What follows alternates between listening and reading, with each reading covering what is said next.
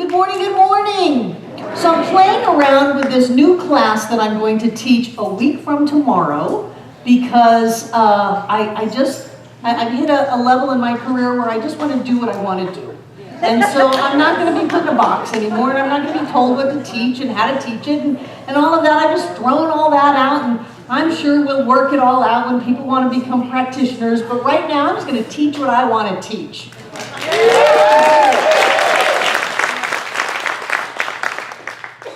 And what I've found is that it's all in the way we experience life that we set the law in motion to create our experiences. And so when we are thinking it's all about the outside experience, and we see that experience and then we react to it in the same consciousness that created that experience, we get more of that experience. Einstein said you cannot fix the problem with the same consciousness that created the problem. And what we say is that if you keep doing the same thing over and over again, expecting a different result, you're insane.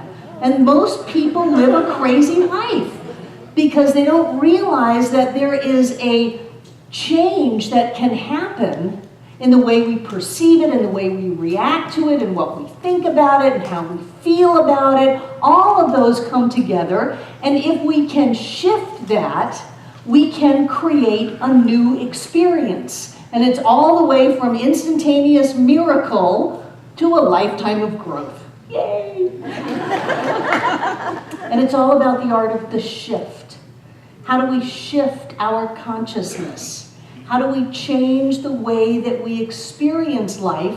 Not just get an affirmation and say it over and over again, even when you don't believe it. That's a good thing to do. Better that than to say life sucks and everything is lost. But how do we shift our entire energy, who we are, who we believe ourselves to be, so that our experience with life is on a whole new level?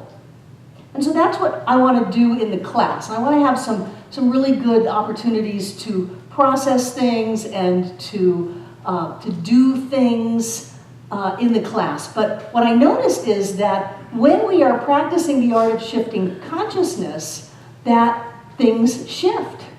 And so my topic today is when shift happens.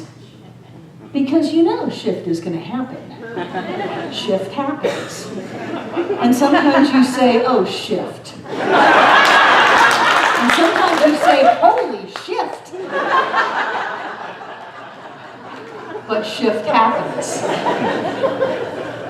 And so if we are looking at shifting, if we are looking at changing, we know that shift is going to happen. And it's about us inside of ourselves in terms of how we react, how we respond, what we do with the experiences that we've gone so out of our way to create in our lives, and how we dance with those so that we can allow shift to happen. Is the glass half full or half empty question. Is our life going great, or is it going down the tubes? And when we shift the way we see things, we have a different experience. And I want to use myself as an example, because I'm playing with you a little bit today. When I got up earlier and I told my tale of woe about how John is right now laying on the beach in Miami Beach, he didn't go to church. He went to the beach. How he's there, he texted me at 6 o'clock in the morning, 6:30 in the morning, a picture of the sunrise that he could watch from his bed and all of that. When I did that, it had a little edge of, oh, John's at the beach and I'm not. Oh, John's playing hooky. You know, John's doing this, doing that. And that's one way to see it. Now, erase your little Etch-a-Sketch board called a brain. Wow. John is so wonderful that he went down to the beach early so that he can get all of our stuff out of storage. We have a storage unit down in Miami, and he can get all the stuff out of storage, and he can go grocery shopping, and he can get everything all set up so that when I fly there tonight and awaken in the morning, I can just relax without having to do any of the chores that need to be done to get ourselves ready for the beach. Isn't he a great guy? Now, when shift happens, because I love being here. I love being here. I live my life so that I can stand right here most Sundays. This is where I want to be. When shift happens, I get a different experience. I don't feel like I'm being left out or something has been lost. I feel like all these forces are coming together to support me, to lift me up, so that I can do what I want to do, and then I can hop on a plane and fly to Fort Lauderdale tonight and have everything just laid out before me. Breakfast will be made, coffee will be served in bed, the whole beach thing will be all set up. I have a fantastic, blessed life because I shifted. Now, I could have felt not so good. That is totally my choice. I could have allowed the story to be in such a way that something had been lacking. And then what I would create in my life is an experience of things lacking. And then I would look at those experiences and go, well, I knew things were lacking, and there they are. I was right. Boy, I don't want to be right like that. I want to live a blessed life. I want to live a life that lifts me up. I want to live a life where what my experience is there's always a blessing in there. Someone comes to see me and they say, I got fired, and I go, great. People don't like that all the time. People come to see me and they're crying and they go, oh, they left me, and I go, great. They did for you what you didn't have the guts to do for yourself. Because the truth is that which is yours cannot be taken from you. And that which is not yours, you cannot keep. That there is a power and a presence within each one of us that is in alignment with the experiences of our lives. And so people come to see me and they say, oh, all is lost. This happened, that happened. We had the woman who cleaned in here last night, and this is going to be one where some of you are going to think I'm heartless and have no compassion. That's okay with me. And she doesn't really know who we are, but every so often I give her these little tidbits and words of wisdom, and she talks to me, and she was very upset that her fiance had gotten fired, and now what are they going to do? And I looked at her and I said, you are a half-baked cake. What? You are a half-baked cake. You are baking a cake and you opened up the oven door halfway through. And from your perspective right now, it looks like the cake is a disaster. It looks like all is lost. It looks like there's nothing good is going to come from this. But you're a half-baked cake. All you need to do is give it a little time. And what you're going to find is that the cake will rise and it will be beautiful and yummy. And what you're going to find in your life is that, because this was just a day out, that as time goes by, things are going to work out. You always land on your feet. You're always going to be all right. Everything will work out. She didn't talk to me after that. And that was okay with me because I gave her everything I had.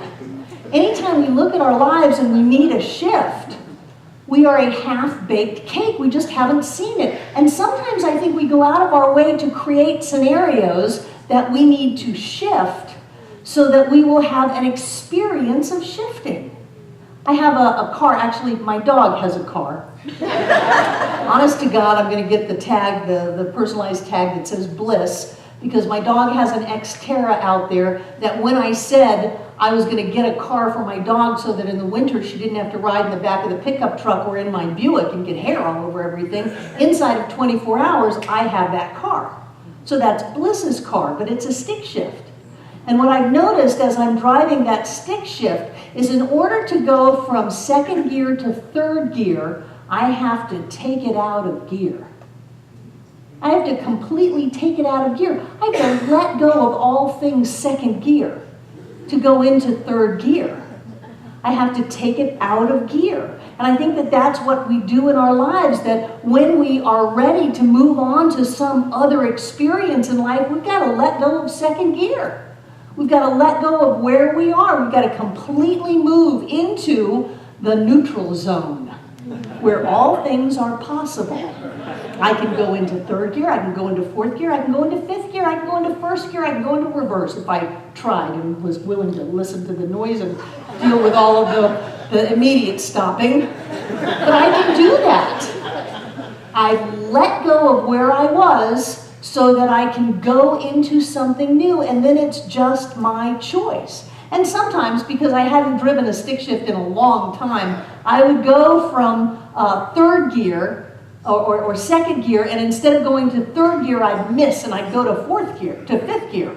Did you ever do that? Yes. Well, yay for me, you know? Shoot for the stars and hit the moon. So all things are possible when we let go of the way things are. When we let go of the way things are, we get a chance to reevaluate who we are. I am not my job, I am not my money, I am not my clothing, even though I love my clothing and my shoes and my hair. I just got it done. I'm not that stuff. And if something is passing out of my life, it only means that something better is coming in. It means that I've grown beyond that which I had. And it's so important for me to be aware of the shift, for me to see it as half full, for me to see it as a blessing in disguise, because when shift happens, our world changes.